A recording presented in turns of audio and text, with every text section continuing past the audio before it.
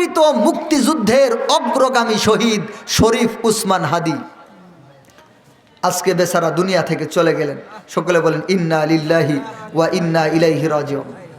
সিঙ্গাপুরে চিকিৎসারত অবস্থায় বেচারা দুনিয়া থেকে চলে গেলেন। মাথার মধ্যে গুলি করা হয়েছে।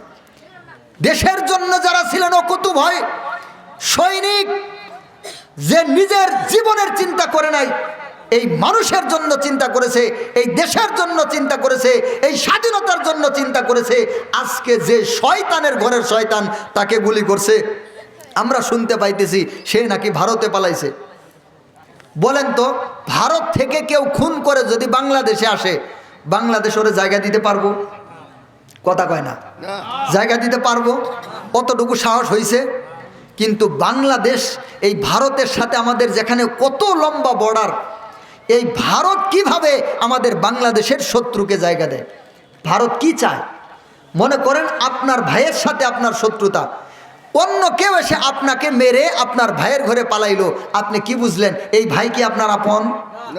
যদি এই ভাই আপনার আপন হইতো তাহলে আপনার শত্রুকে তার ঘরে জায়গা দিত? তাহলে ভারত কি আমাদের বন্ধু? কখনো ছিল, কখনো হবে, কখনো ছিল না, কখনো হবেও না।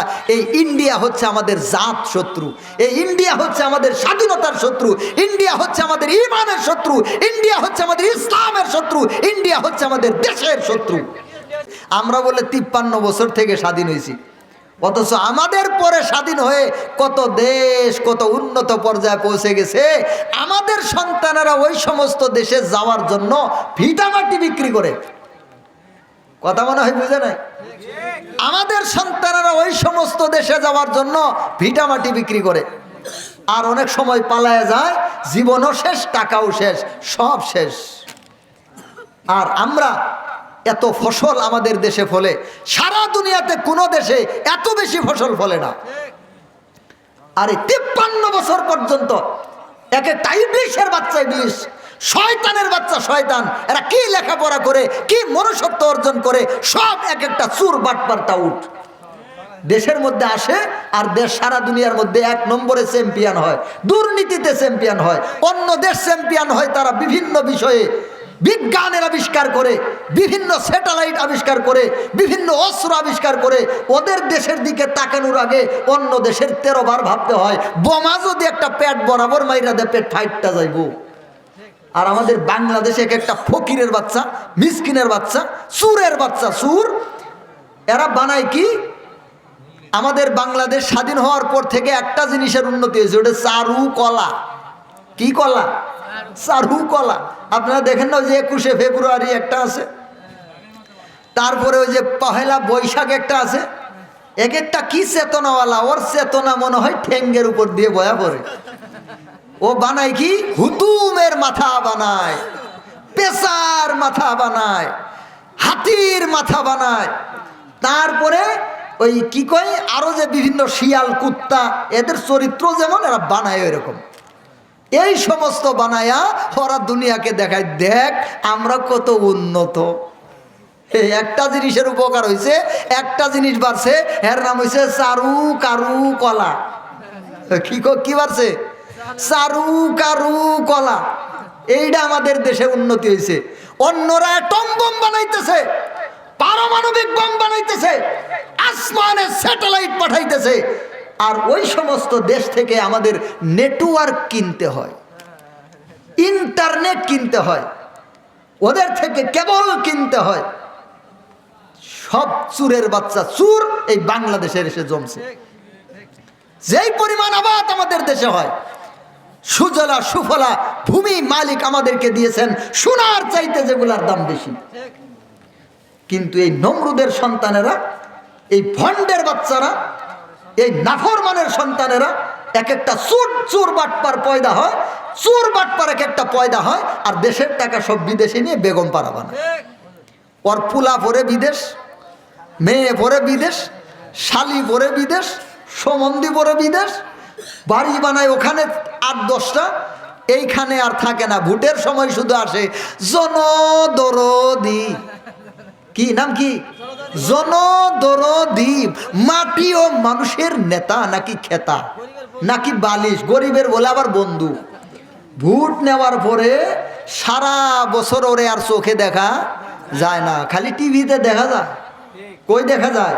টিভিতে দেখা যায়। উমুকে গেতেছে লন্ডন, উমুকে গেতেছে ফন্ডন, এগুলা দেখা যায় শুধু।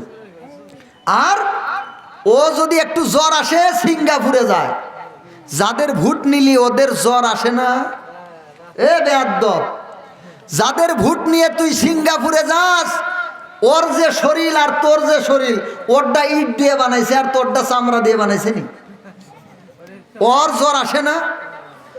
এই বাংলাদেশের মানুষের চিকিৎসার জন্য তোর যদি সিঙ্গাপুর যাওয়া লাগে, এই মানুষের চিকিৎসা কে করবে? এইটা চিন্তা করছস?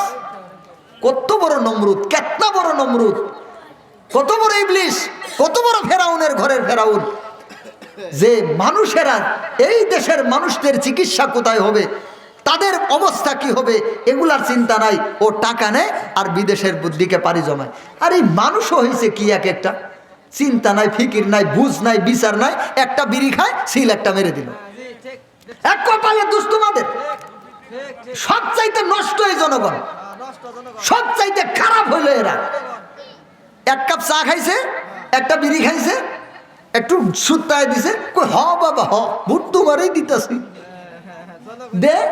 তারপরে বুড়া বয়সে কেহ কেহ করে কাশে, কুত্তার মতো করে মরে। ছেলে দুইটা, একটা ছেলে বিয়া করছে আলাদা, আরেকটা ছেলে বিয়া করছে আলাদা, মেয়ে দুইটা বিয়ে দিছে, ছেলেরই সংসার চলে না। আবাদ করে 35,000 টাকা খরচ, ধান আছে 25 মন, কোনো মতে টেনে টুনে টাকার খরচটা আসছে। সার বিষ নিজের মেহনত সব ফাউ। তো নিজেই খাবো না বাপের এই চিকিৎসার জন্য টাকাই দিব? নিজেই খাবো নাকি এখন মায়ের চিকিৎসার জন্য টাকা দিব? এক একটা সারের বস্তা বলে পাওয়া যায় না। এই সারের বস্তা যাই কই? তোর কোন বাপে খায় সারের বস্তা? সারের বস্তার তো দাম বাড়বো কেন?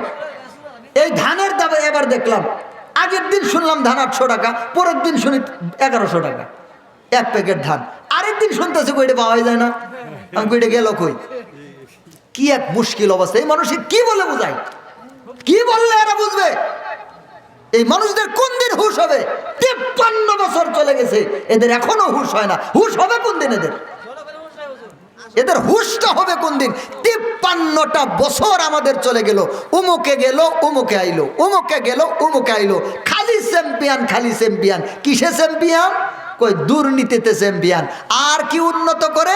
চারু কারু কলা, এগুলা উন্নতি। আর অন্যান্যরা সারা দুনিয়ার মধ্যে মাথা উঁচু করে চলতেছে। জনগণ বুঝেন, 53 বছর পর 2,500 মানুষের রক্তের বিনিময়ে এবার একটা নতুন স্বাধীনতা আসছে। আমি বলতেছি না উমুকের সাপোর্ট করেন, উমুকের সাপোর্ট করেন, আমি আপনাদের বিবেকের উপর ছেড়ে দিলাম। আপনারা বিবেক খাটান, আপনার ভবিষ্যৎ আপনি তো শেষই। কয়েকদিন পরে কাশতে কাশতে কাশতে কাশতে মরে যাবেন গা, চিকিৎসা তো আর পাবেন না।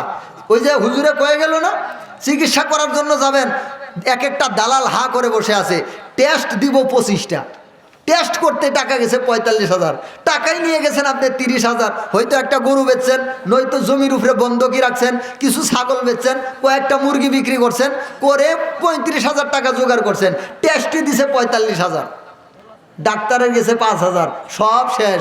এবার টেস্ট নিয়ে কাল্লার উপরে দেও একটা, আর কাল্লার নিচের দিয়ে একটা ঘুমাও, আর কাশতে কাশতে মরো। কথা মনে হয় বুঝে না? কি একটা অবস্থা!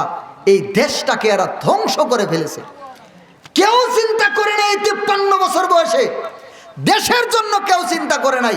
ওরা নিজেদের চিন্তা করছে, নিজেদের পেট ভরাইছে।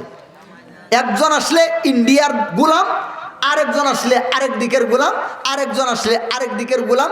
ওরা বাংলাদেশের ভালা চায় না কেউ। এই জন্য কে করবেন, সামনে কি করবেন, এটা আমি বলতেছি না উমুকের দিকে যান, উমুকের দিকে যান, আমি ওটাও বলতেছি না।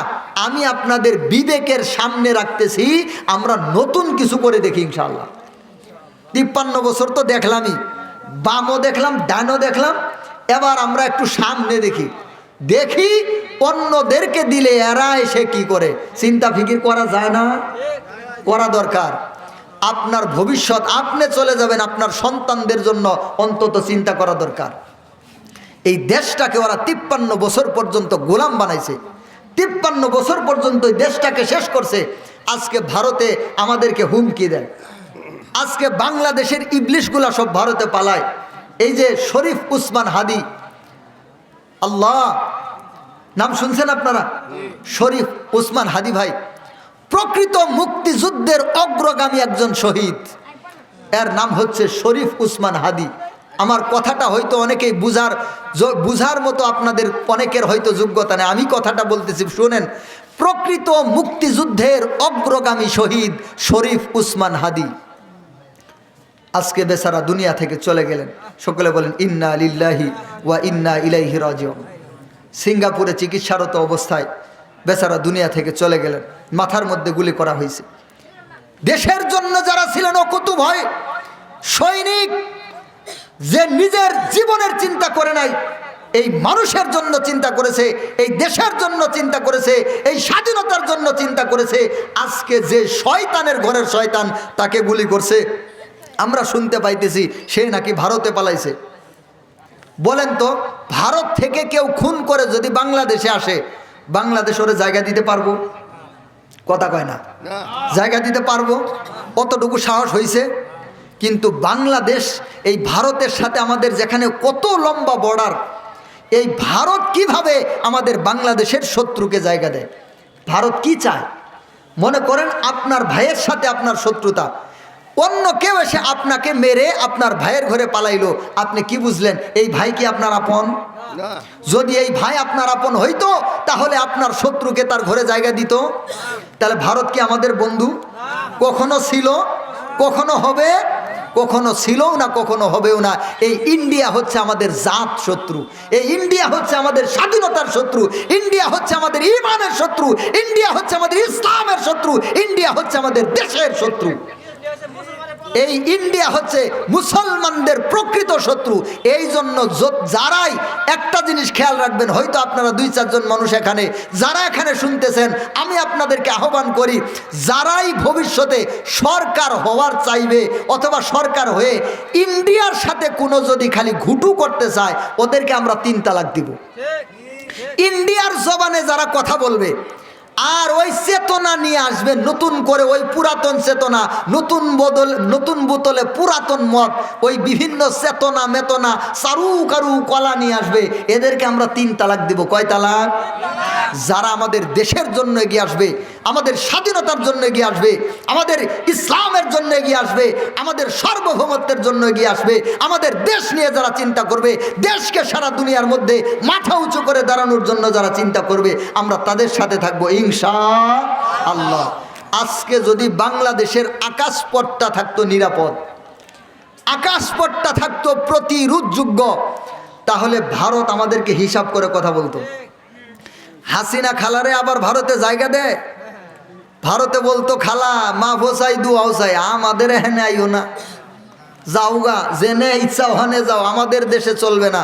আর সবচাইতে বড় কথা, হাসিনা খালা 17 বছর যে ফেরাউনি কায়েম করে রাখছিল, এইটার মূল কারিগরি তো ইন্ডিয়া, মূল কারিগরি তো ইন্ডিয়া, মূল কারিগরি তো মোদি। ও তো চায় এই বাংলাদেশটা গোলাম হয়ে থাক। বাংলাদেশে কোনো ভালো সন্তান যদি বিজ্ঞানী হয়, এই অন্যান্য দেশে এত বড় বড় বিজ্ঞানী হয়, আমার বাংলাদেশের মায়েরা কি বন্ধা হয়ে গেছে যে বিজ্ঞানী জন্ম দিতে পারে না? এই বাপেরা কি বিজ্ঞানী জন্ম দিতে পারে না? পারে, দিয়েছেও, কিন্তু বাংলাদেশে ওদেরকে মূল্য দেওয়া হয় না। মূল্যটা কিভাবে দিবে? ইন্ডিয়ার কাছে আমাদের হাত বাঁধা। আমাদের যারাই এই দেশের ক্ষমতায় থাকে, ইন্ডিয়া তাদেরকে গলা চেপে থাকে পিছন দিক থেকে। এই জন্য আমাদের দেশে কোনো সম্ভাবনাময় সন্তান যদি আসে, কোনো বিজ্ঞানী হয়, খুদে বিজ্ঞানী যখন হয়, তখনই তাকে আস্তে আস্তে ধ্বংস করে দেওয়া হয়, যাতে করে সে অগ্রসর হতে না পারে। শেষ পর্যন্ত যখন দেখে বাংলাদেশ তার জন্য নিরাপদ না, তখন সে অন্য দেশে গিয়ে চলে যায়। বিভিন্ন দেশে, আমেরিকা, লন্ডন, বিভিন্ন দেশের মধ্যে আমাদের দেশের কত বিজ্ঞানীরা তাদের দেশে বড় বড় অস্ত্র তৈরি করতেছে। আমাদের বাংলাদেশে এরা থাকলে আজকে বাংলাদেশ মাথা উঁচু করে থাকতো না। আমাদের কাছেও যদি কিছু অ্যাটম বোম থাকতো, ভারত আবার কেরকেরায় আওয়াজ করবি, তুইও মরবি আমিও মরবো, তোরে নিয়েই মরবো। ভারত কইতো বাবা রে, দরকার নাই রে বাবা, তোমরা তোমাদের মতো থাকো, আমরা আমাদের মতো আছি। ওই যে দেখেন না পাকিস্তান, যদি মারে একটাও আর আমারে 10টা, যাবি কই? খুব ফালাফালি করে, যখন মারামারি বাজে ভারতের মোড়ে পাকিস্তানের মোড়ে একটা, ভারতের মোড়ে 10টা, তারপরে মোদি দেখে কিরে মারামারি করে তো আমারই কুল্লুস খান, আমারই ক্ষতি, তখন আর মোদি সাহেব অগ্রসর হয় না, তখন সারেন্ডার। কিন্তু শুধু পারে কার সাথে? বর্ডারের কাছে একটা লোক গেলেই গুলি না করে লটকা দেয় কাঁটাতারের সাথে। আবার কত বড় নির্লজ্জ, বেহায়া, বেশরম এই বাংলাদেশের মন্ত্রীরা এক সময় বলতো ভারতের সাথে আমাদের স্বামী স্ত্রীর সম্পর্ক। নাউজুবিল্লাহি মিন যালিক, কেতনা বড় বেশরম। এদেরকে কি আমরা সামনে আরো চাই? এই ধরনের লোক যারা আছে, যারা ওই ভারতের বয়ান মুখে জপে ভারতের বয়ান আমাদের দেশে দিতে চায়, এদের সাথে আমরা, যারা ভারতের সামনে মাথা নিচু করে থাকবে, এদের সাথে আমরা থাকবো না ইনশাআল্লাহ। এটা হচ্ছে শরীফ উসমান হাদির রক্তের উপর আমাদের শপথ। কথা বলেন ঠিক কিনা? আজকে শরীফ উসমান হাদির রক্তের উপর আমাদের শপথ গ্রহণ করতে হবে। এই দেশ আমাদের, আমরা এই দেশের, এই দেশ আমাদের, আমরা এই দেশের, আমাদের এই দেশকে সারা দুনিয়ার মধ্যে মাথা উঁচু করে দাঁড় করানোর জন্য আমরা কোনো দালালের সঙ্গে আর থাকবো না। আমরা যারা এই দেশকে ভালোবাসবে, দেশকে অগ্রসর করাইতে যাবে, দেশের স্বাধীনতা ঠিক রাখতে যাবে, আমরা তাদের সাথে থাকবো ইনশাআল্লাহ।